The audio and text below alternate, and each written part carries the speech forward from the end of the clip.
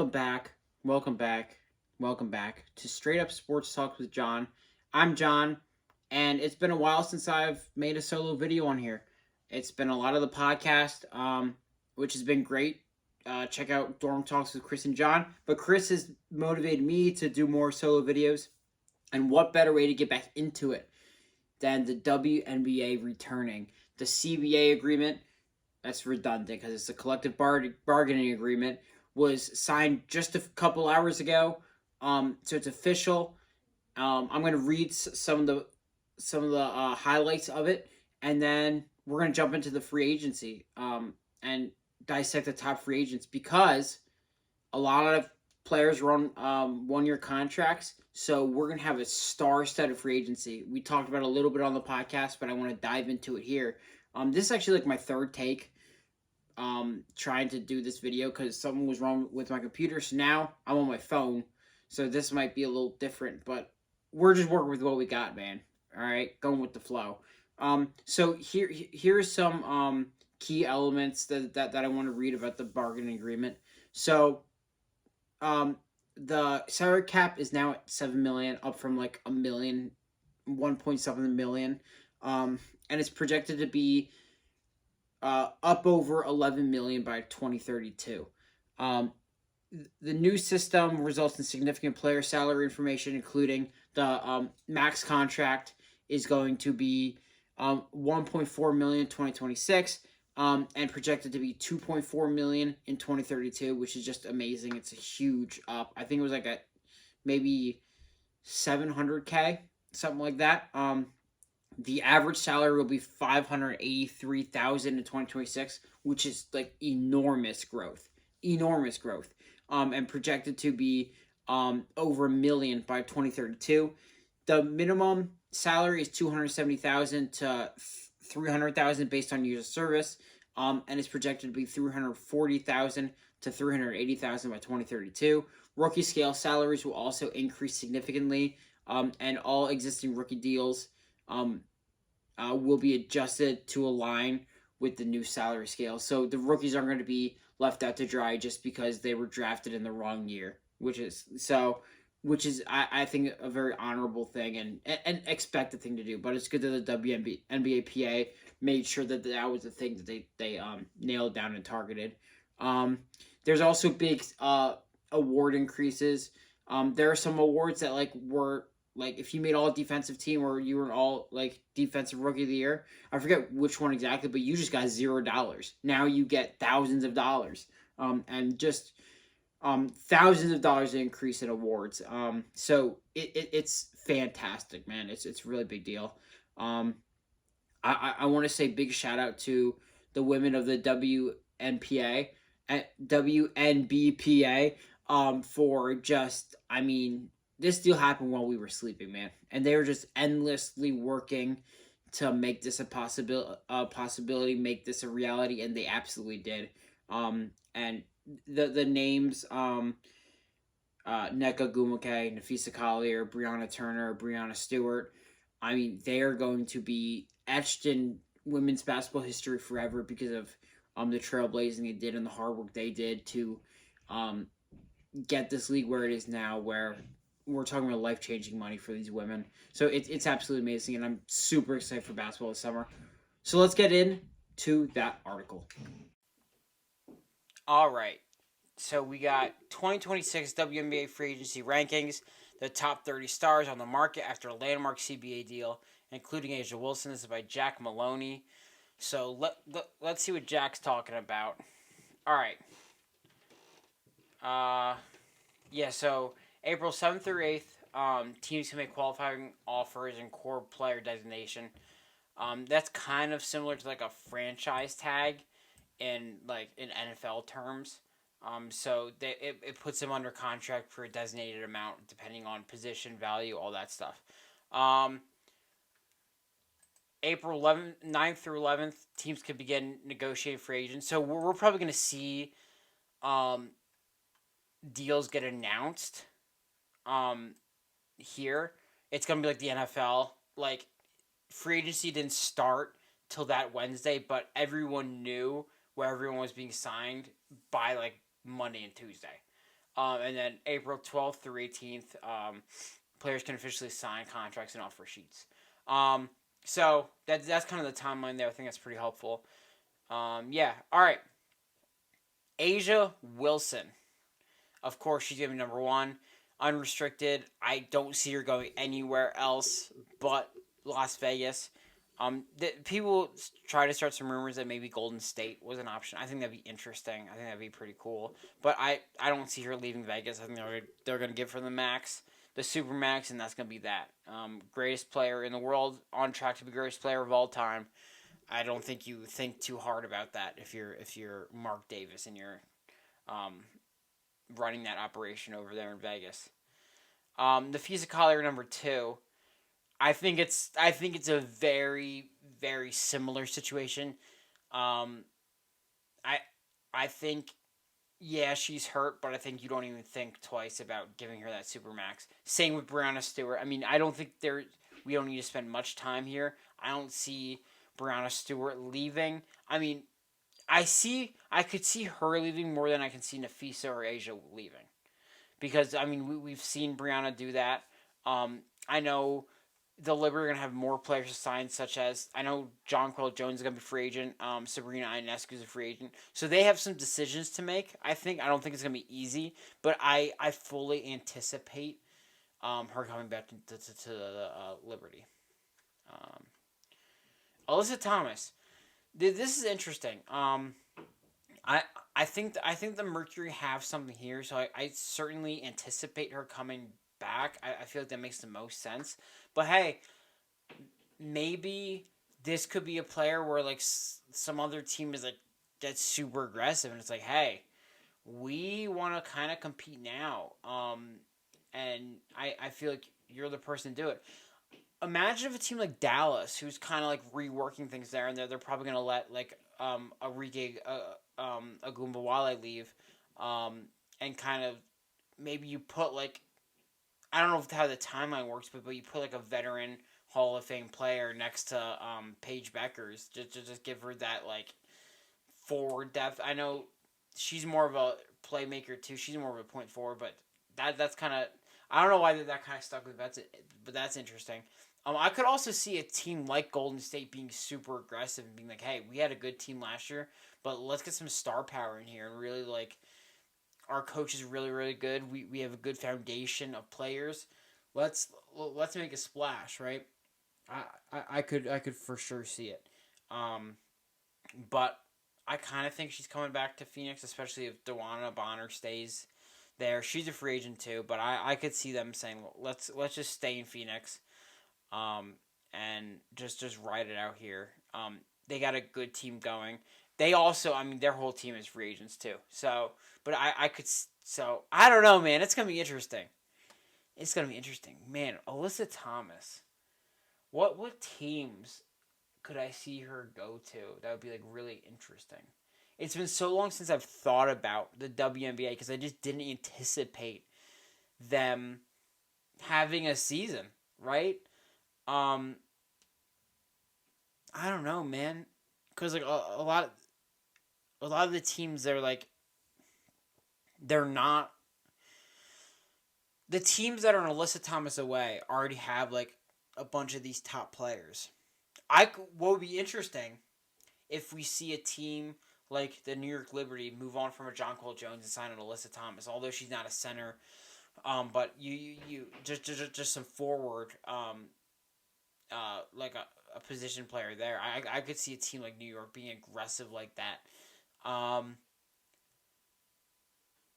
Atlanta's interesting with the guard talent they have there and putting her next to Ryan Howard, for some extra playmaking, and just scoring and like defensive prowess.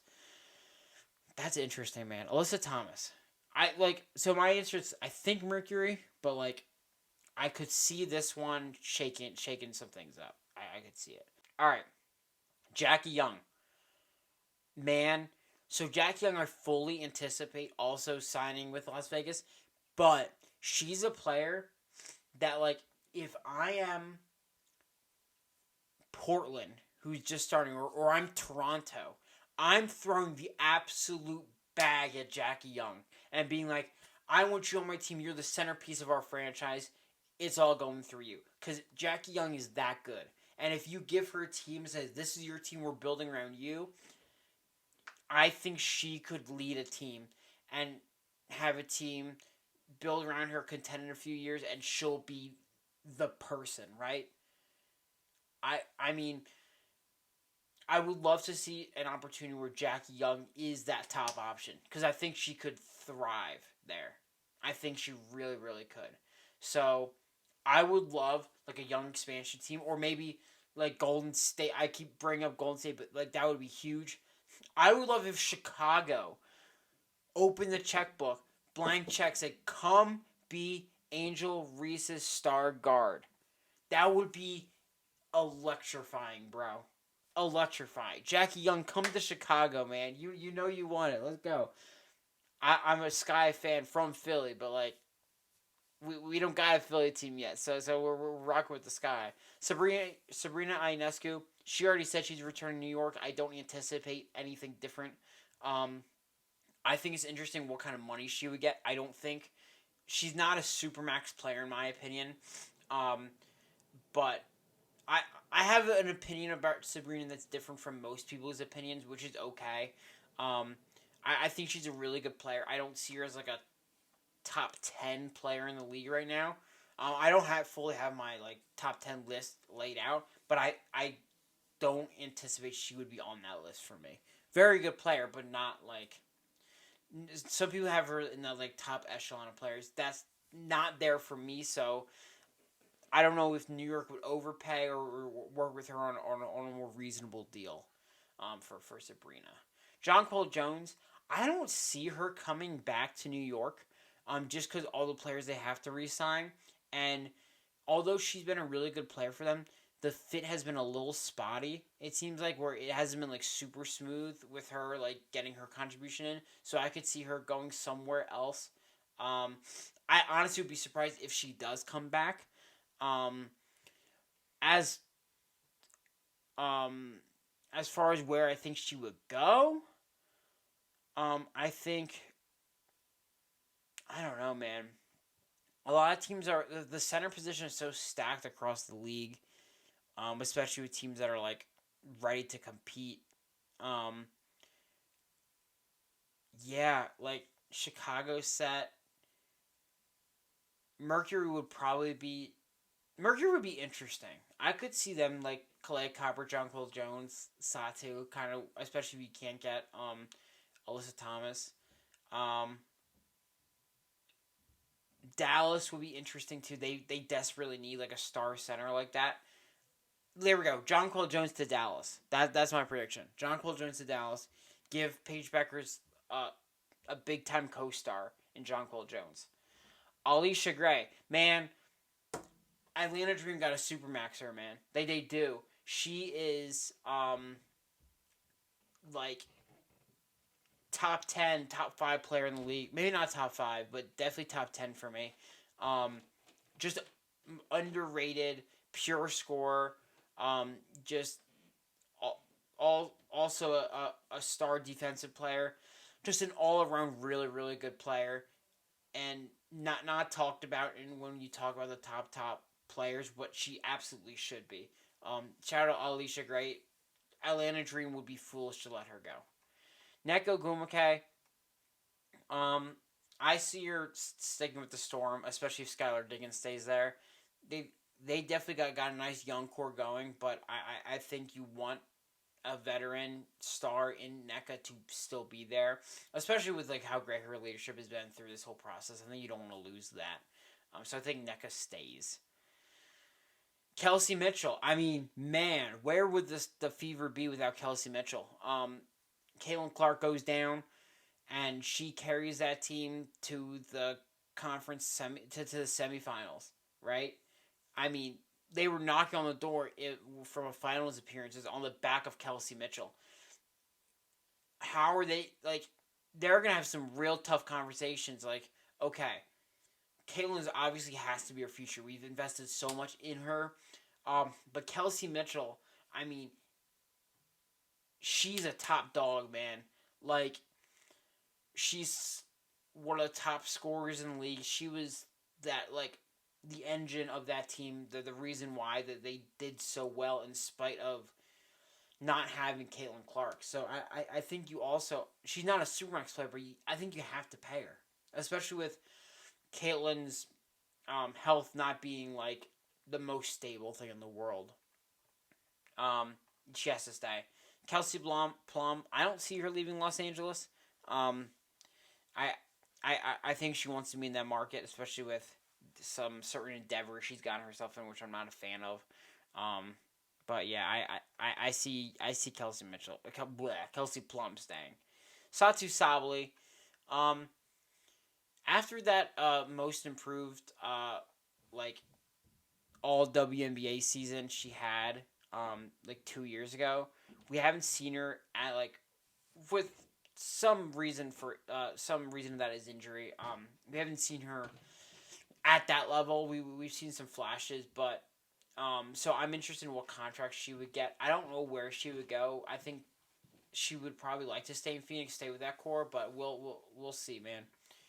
I'm going to start to speedrun these a little bit because I don't want to get too long. Ryan Howard, same thing with Alicia Gray. You keep those two. You build around them. I think they got something brewing in Atlanta, especially with the Tahina Pow Pow draft pick. I think you just keep building off that core. Um, Kalea Copper, Phoenix Mercury. I think you have to lock her down. I think she wants stability. She doesn't want to keep bouncing around. Not that she ever did bounce around. She was in Washington as a rookie, got traded to Chicago, stayed to Chicago for a long time, and then went to Phoenix. But I think this is where she wants to stay and compete. She loves the facility. She loves the organization. So I don't see her leaving. She, I think, is a super max player. Skylar Diggins. I've been saying Skylar Diggins Smith, and that's because like some things. She's Skylar Diggins, so that's my bad. Skylar Diggins. Um, she's still very good, very effective. I don't see her leaving, especially if NECA stays in Seattle. I don't see her bouncing around too much unless she really wants to. She sees not shaking out in Seattle. Maybe she wants to go to. I don't know.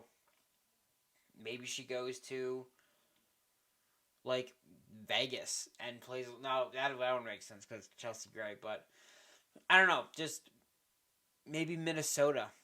That would be crazy.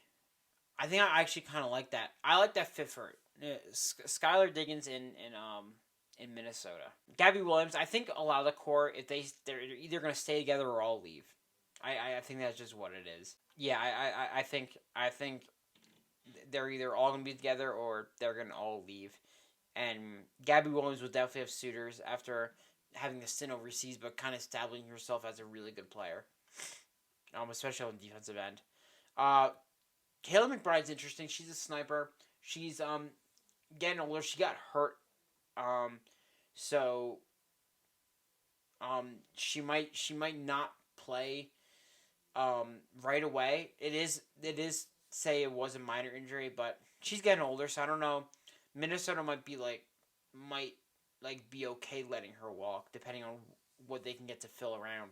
But I mean, so many teams would be in business for a sharpshooter.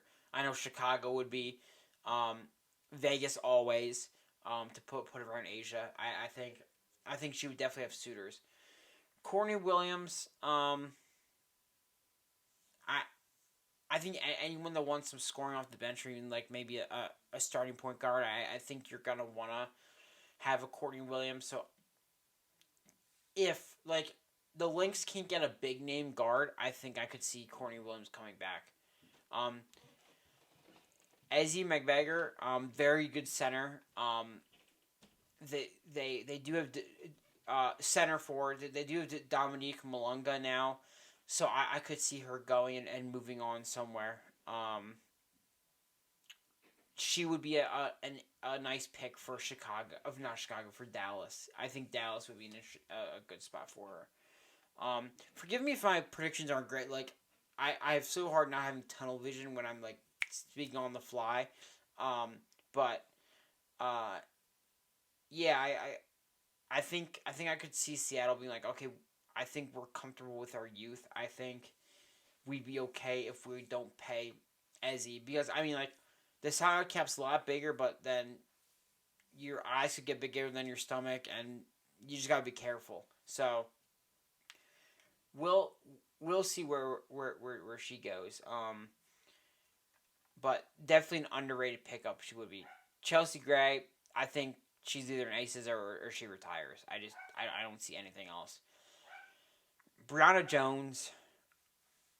The Atlanta Dream got to pay two big ticket players. I could see Brianna Jones leaving, and I mean just being an important piece, um, anywhere honestly.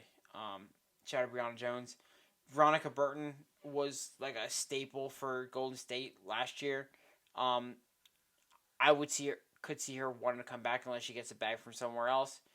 Alana Smith, if the Lynx don't get her back, that will be a huge tank to their defense, which has been their identity. So I think you got to open up the pocketbook for Alana Smith. Ariko Gumbawale, I don't see her returning to Dallas. I actually see her going to Chicago. That's been a rumor for a long time. And I think Chicago wants to get a star guard next to Angel and next to Camila Cardoso. Dearica Hamby, I think she stays with LA. I think that's kind of been her home. If you hear barking dog, pardon him. I'm so sorry. Shakira Austin, they better resign her. They better, because they let Alea Edwards. They traded her to the Sun and said, hey, Shakira Austin got that forward position on lock, so they better resign her. I don't know what kind of contract she get, but they're kind of screwed if they don't resign her. Azrae Stevens, I mean, she's a stretch center, stretch 4, stretch 5. She's gonna be attractive to any team. I know health is a promise, having her stay on the court, but any team looking for center depth, I think she's gonna be a target. I could see her going to New York to help like bridge the gap for John Quill. I feel like I'm missing so many teams. Emma Mieseman, she kind of just came back into the fold. I don't know. She'll probably want to stay in New York if it's possible. Um, Ariel Atkins, I don't think she comes back to Chicago. Although I appreciate her contributions. It's just a bad situation. They overpaid for her with the draft pick, so I think she deserves a change of scenery where like that expectation isn't like glued to her. She's a very good player. Just wasn't like a third overall pick. Like, it just didn't make any sense. It was very disappointing. And then Natasha Cloud. I think she wants to stay. I could see her wanting to stay in New York, stay close to Philly. And she loves that team. She wants to compete for a championship. I could see her staying put. Let me know what you guys thought of this list. And what what you kind of think could be like the surprise move. I want to see your surprise moves. I want to see what you thought of my analysis. What you agree with, what you disagree with. Let's start a conversation, man. I appreciate you guys listening, watching. I'll probably have this on podcast, even though it's visual, But yeah. So shout out to WNBA. Shout out to the leaders of the Player Association. I'm super excited for this season. Let's go, man. Summer hoops are back, man. Let's go.